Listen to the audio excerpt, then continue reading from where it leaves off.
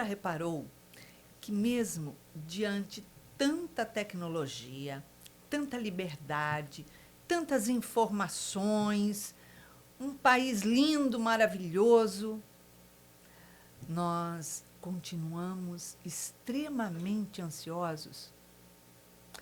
Esse é o episódio de hoje do podcast Superando os Desafios Afetivos. Um programa que fala de psicologia, espiritualidade e saúde mental. Eu sou Iraci Campos e hoje estamos recebendo em nosso podcast Ricardo Cury. Ele é psicólogo e vem falar sobre todas as questões de ansiedade. Afinal, será que toda essa tecnologia contribui para que a gente fique mais ansioso? Ou não? Ou é liberdade em excesso? Seja bem-vindo ao nosso podcast, Ricardo. É um prazer estar aqui, Iraci, com você, podendo conversar sobre um tema tão comum, tão pulverizado hoje em dia, mas ainda tão pouco tratado, né? Como as pessoas ainda sucumbem pela ansiedade sem conseguir administrar isso na vida delas e o impacto que isso gera também, não é verdade? Com certeza. O nosso país está em primeiro lugar em ansiedade. Eu falo que é um país que não tem terremoto, não tem vendaval, não tem nada que possa deixar o país feio. Ao contrário, um país tropical, bonito, gostoso. Tudo bem que o povinho é meio estranho, né? Mas é isso aí. Como é que pode a gente ser mais ansioso que outros países, que outros... Como assim? A gente tem que entender o caso Brasil, né? Que tem vários Brasis dentro do nosso Brasil. É verdade. Mas a ansiedade está de norte a sul, impressionante. Como as pessoas têm motivos para isso também, né? Às vezes a gente tem uma vida difícil, tendo que correr atrás de recursos, e você tem muitos filhos para criar, os impostos muito altos, você tem que lidar com uma série de variações, né? Que vão colaborar com a tua ansiedade. Mas, além disso, desse pacote todo, que é essa engrenagem, né, econômica, financeira, de você ter que gerenciar tudo isso, a gente ainda vai atrás de outros fatores ansiogênicos. E aí a gente pode listar aqui uma série deles, começando pelas redes sociais, em excesso, o uso, né, de aplicativos, de videogames, de coisas que deixam o cérebro hiperestimulado e de tal modo, né, que esses aparelhos são feitos e os programas e tal, te dando recompensas ali, você quer cada vez mais corações, estrelinhas e tesouros, e principalmente os jovens, né, eles têm dificuldade até de organizar o pensamento, no sentido de falarem sem estar conseguindo ver o que eles estão falando, de tão ansiosos que estão, falando depois pensando. Então, assim, já não concatenam nada, não interpretam textos direito, fazem conta, não conseguem também, porque a ansiedade é um fator muito dominante. Nossa, absurdo. Mas eu digo assim que não são só esses fatores de os impostos mais altos do mundo, um país cheio de corrupção, um sistema de saúde pública falido, uma série de fatores que deixa a gente, o sistema financeiro, realmente muito apertado. Mas e as crianças que não têm a menor noção que tudo isso está bombando, né, no nosso país? 4 anos, 3 anos, 5 anos, eles já estão com um grau de ansiedade elevadíssimo. Sim. Isso começa, na minha visão, tá, Iraci, no útero da mãe, que aquele serzinho está chegando e já está recebendo estímulos, influências, né? Rompantes hormonais da própria mãe, do contexto familiar, as discussões em torno da casa. E quando a criança nasce, muitas das vezes mal orientadas, os pais, né, introduzem alimentos com muito açúcar desde cedo. A gente está tendo estudos hoje apontando para o açúcar na infância equivalente ao cigarro para a adolescência e fase adulta, né? E ele vicia mais que a cocaína, né? E vicia mais do que a cocaína. E exposto a um organismo ainda em formação, aquilo afeta diretamente os neurônios, né? Com certeza são fatores de contribuição para a gente ter tantas crianças assim, ligadas no 550, digamos assim. E a tecnologia que já vai para a mão, né? Que daqueles bebezinhos que ficam com o dedinho assim, você não sabe nem para que lado vai a tela, mas você dá na mão dele, eles vão lá, mexem. Eu falo, como assim? Também teve um outro estudo que a criança precisa ficar os primeiros 1000 dias de vida dela sem nenhuma tela, nem de televisão, nem de celular, nada, né?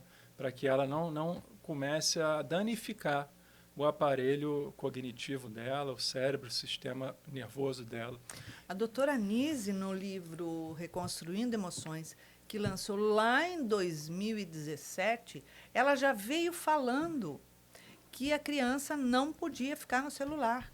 E ela falava, lá ela diz quanto tempo, até 7 anos, né, que você não podia jamais, acho que ultrapassar, eu não me lembro, enfim, 2 horas. Ela fala de um limite, até 7 anos. Você vê. E não estava tão... A espiritualidade antecipando os problemas que hoje, finalmente, a ciência está encontrando, né? Maneiras de conduzir isso. Porque antigamente, né, todo mundo dava os telefones, os aplicativos à vontade para as crianças. E hoje a coisa ficou mais séria. Tem países que sancionam até em multas os pais, né, de estimularem muitos filhos. O consumo de internet nos celulares são monitorados e tal. Então, olhando para a gente, né, para o nosso país, que é enorme, como que a gente está instruindo, né, a população? Como a gente está instigando essa ansiedade, insuflando ela. Então, a gente está indo na contramão, a verdade é essa. O Brasil hoje, se não é o primeiro, deve estar entre os 3 maiores consumidores de internet do mundo. E isso, obviamente, vai implicar na ansiedade, porque você está vivendo uma realidade que não é a sua. Qual é o problema da ansiedade? É você ter o anseio de ser alguma coisa que você não é. Esse eterno vir a ser, querer ser como o outro, se projetando para fora de você. Isso só vai acontecer no futuro, porque um dia vai chegar lá, né? Fora o lado oposto, que é o do pessimismo, né? De você não estar conseguindo realizar todos os seus planos, que foram muito mais amplos agora, porque você tem pessoas que conseguem, você não consegue, por quê? E aí, toda essa angústia geral de você não conseguir realizar aquilo que você tanto deseja, e você não conseguindo ser aquilo que você não é, uma pessoa que você não é, mas que você desejaria muito ser, você vai se tornando uma pessoa insuportavelmente ansiosa.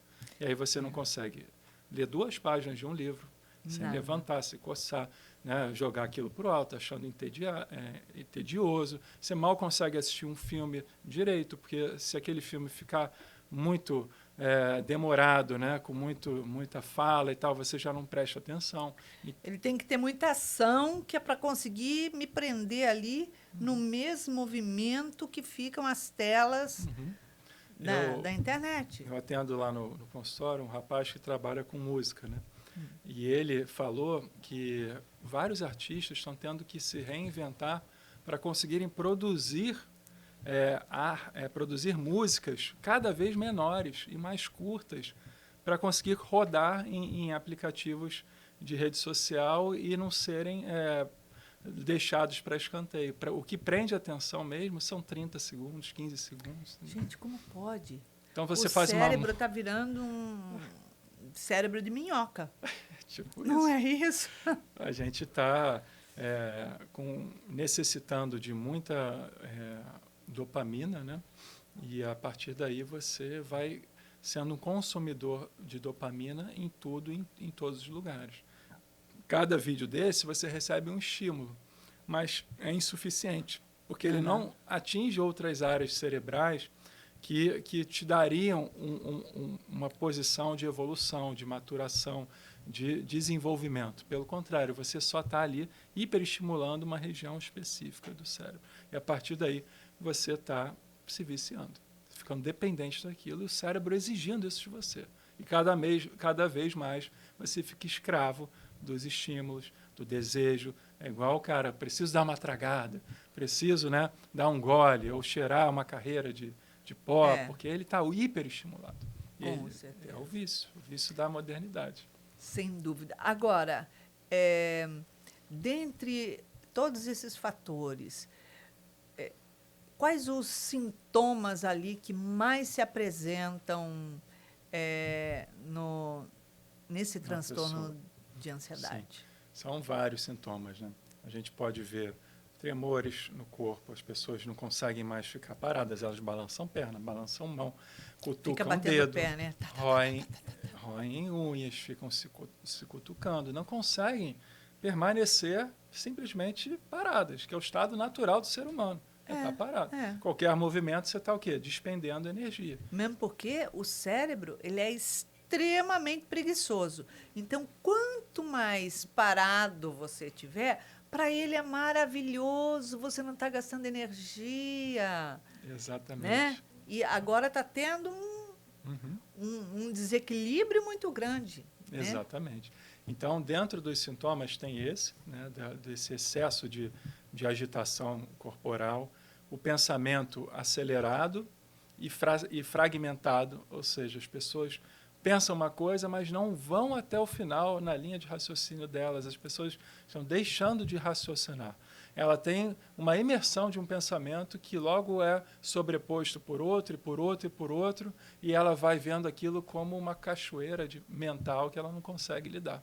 Então, isso é gravíssimo. Como é que você vai planejar a sua agenda do dia ou da sua semana, ou as tarefas que o seu filho tem que fazer em casa e tal? Como é que você vai gerenciar uma empresa, um negócio, se você está hiperestimulado, num excesso, num turbilhão de pensamentos? E, por conta disso, a utilização de medicamentos para entorpecer, para conseguir dormir, para desligar o cérebro naquele momento, passou a ser balinha de você botar na boca na hora de cinema.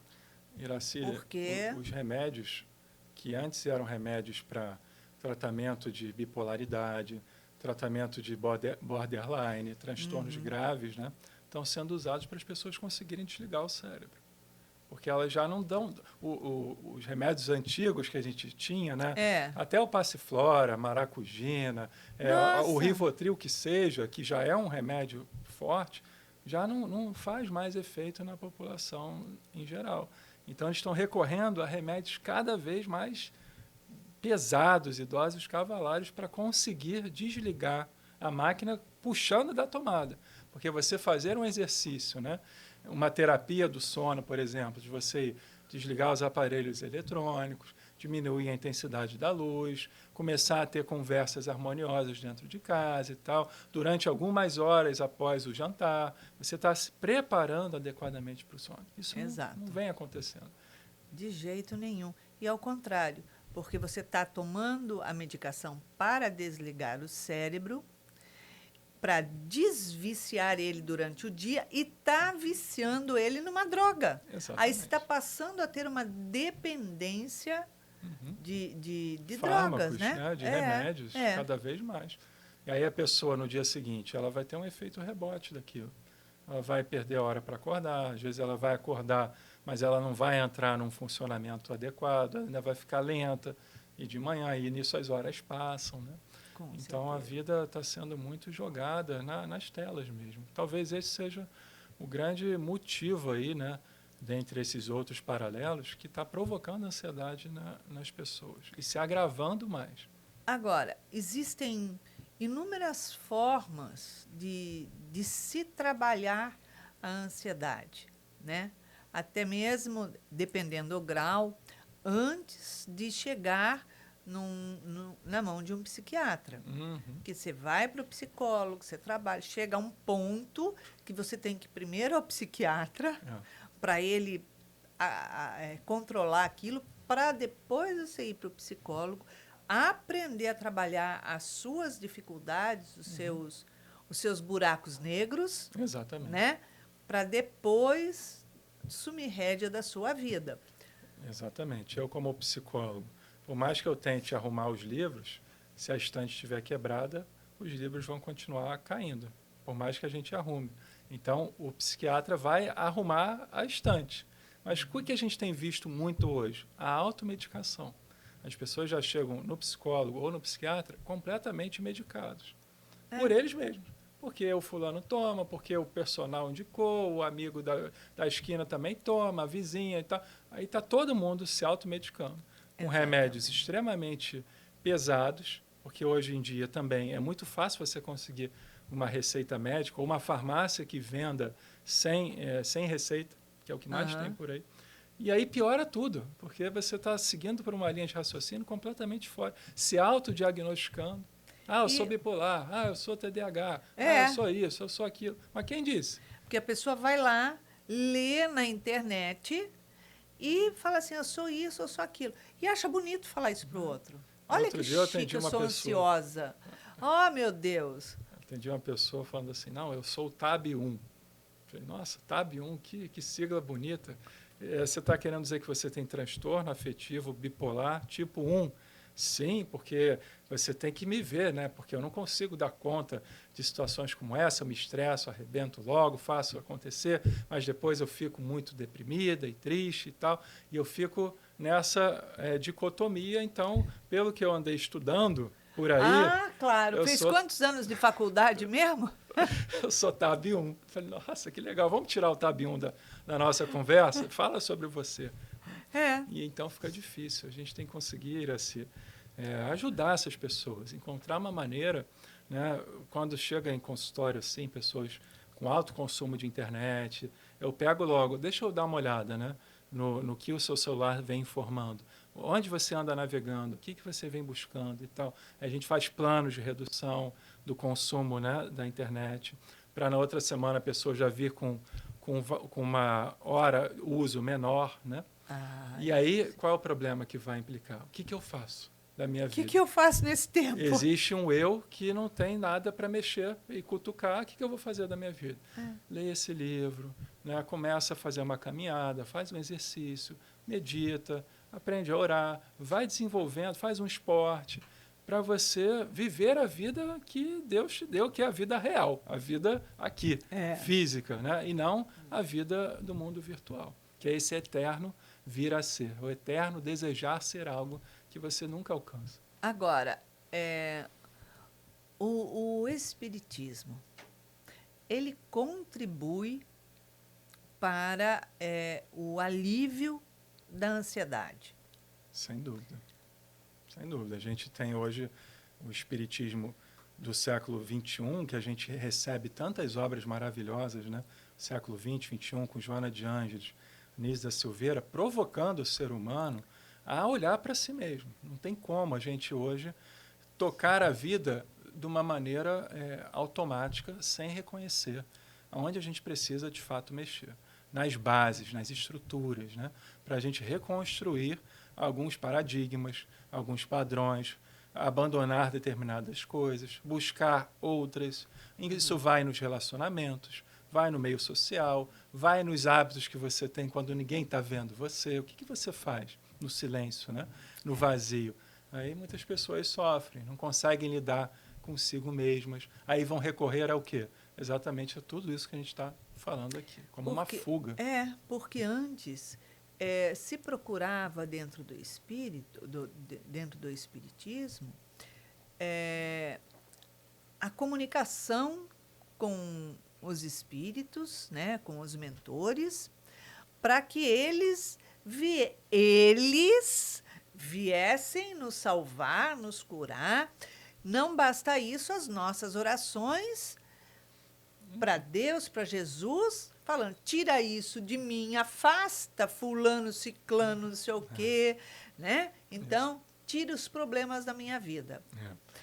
Hoje, a gente vê uma série de livros, né, que a própria Joana traz, falando assim, peraí, ninguém tem que fazer nada por você, só você pode fazer por você, ninguém tira, a gente coloca.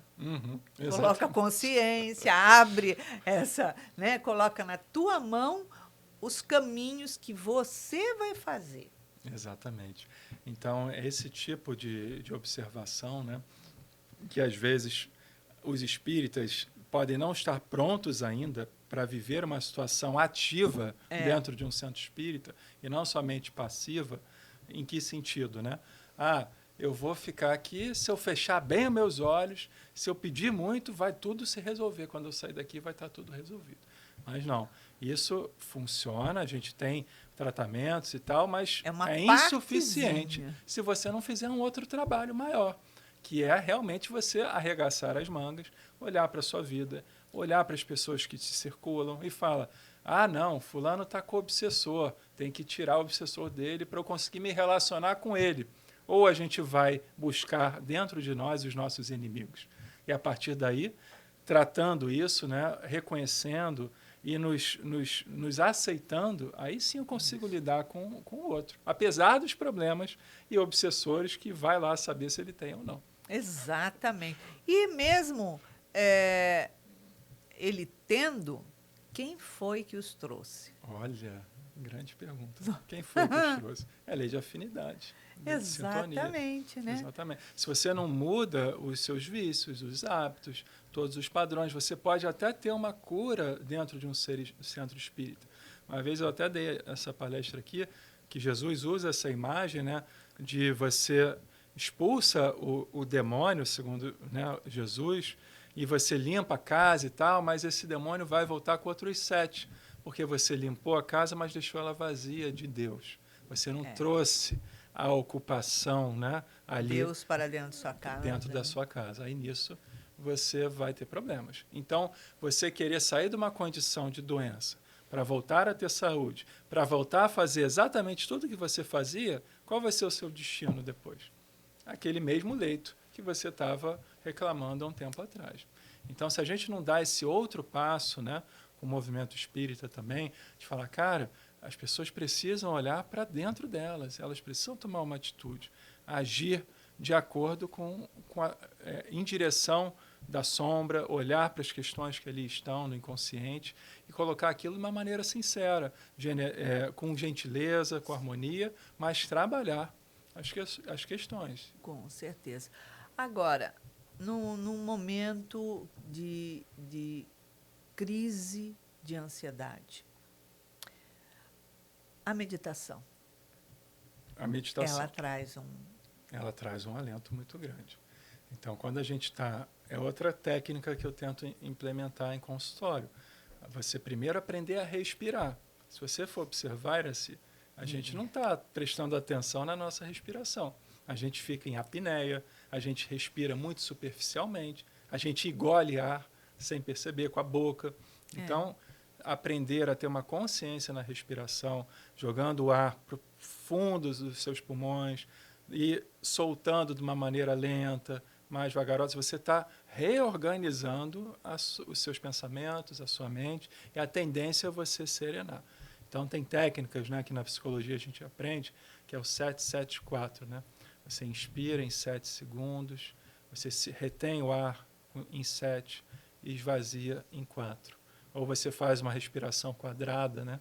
Você inspira em 4, segura o ar em 4, solta em 4 e sustenta o pulmão vazio em 4 segundos, né? E você vai ampliando e se desafiando mais nesses exercícios. Você está o quê? Ajudando também com uma prática simples, gratuita, que é respirar, né? Ninguém vai te cobrar por isso. E você vai domando melhor, né, esse turbilhão de pensamentos e organizando melhor para você ter mais serenidade diante dos desafios da vida. Porque essa concentração na respiração faz com que você descondicione o seu cérebro a fazer um monte de movimentos querendo estar lá para frente. Perfeito. Você tira ele da tomada e, opa! Exatamente. Saber se descondicionar, se tornar livre. Né? Livre do quê? Livre das pessoas, livre do mundo? Não. Livre das suas amarras, daquilo que te prende aqui, que te faz sofrer. E Jesus, assim como todos esses espíritos que a gente falou aqui, Nise, Joana, o André Luiz, a gente tem recursos hoje para realmente conhecer a verdade e nos vermos livres do sofrimento e da dor. Maravilha, maravilha. Como é importante a gente ter essa consciência, né? Sem dúvida. Ter esse despertar, ter essa vontade de simplesmente sentir paz. Exato. Porque, que esse seja o nosso maior desejo. porque a gente sabe, isso daí é uma falta de paz constante. Você pode olhar que tudo na sua vida está bom, mas se faltou a paz, faltou tudo. Perfeito, Iraci, muito bom. É isso aí, Ricardo. Obrigada pela sua presença aqui com a gente. É uma alegria tê-lo aqui com a gente. Muito bom, adorei, viu? Obrigada. Um beijo. Então é isso. Aprender a domar o seu instinto que quer buscar sempre o novo, sempre o que está lá na frente, que você ainda não alcança, e deixar de sentir aquilo que está presente. Então, é difícil? Não, é trabalhoso, porque existe um treinamento que tem que ser feito. E tudo na nossa vida é através do exercício. Quando a gente faz o exercício, a gente consegue. E aí a gente olha para trás e fala: nossa, eu sou forte, eu tive essa vitória. Então, o libertar-se da ansiedade é construir a paz dentro de si. Fique ligado, fique atento. Deixamos aqui um super beijo carinhoso e dizendo: compartilhe. Seus familiares, amigos, porque tem muitas outras pessoas buscando compreender quais são os sintomas e como poder trabalhar um pouco da ansiedade. Beijo carinhoso e até o próximo sábado.